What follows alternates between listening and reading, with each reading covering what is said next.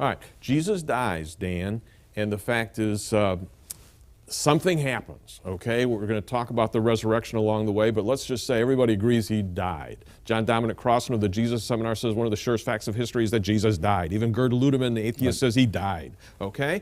Now, if he died, then he wasn't a traveler to Egypt, he wasn't a traveler to India, he didn't go up to Spain, blah, blah, blah. He died, okay? 50 days from the time that he's put into the grave, you have this other event, a Jewish celebration called Pentecost, and what happens? Jesus is ascended 10 days before the day of Pentecost, and he says, not many days from now, the Spirit's going to come on you, and you're going to be empowered by him. And then they speak in tongues to all these people who have gathered from around the Mediterranean world, all the Jews from the diaspora or the dispersion. And on that day, that's when the gospel goes out everywhere.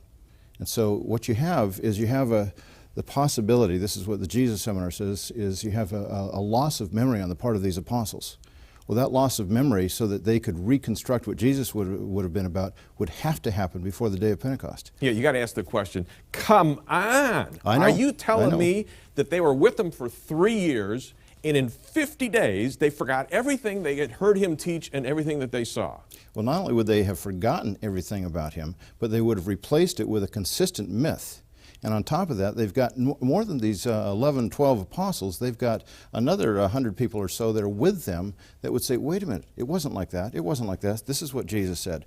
They've got a memory in community, if you will, that is going to reinforce the things they heard from Jesus and the way they thought about it. Not only that, but the fact is they're talking to the crowd in Jerusalem that just watched Jesus get crucified.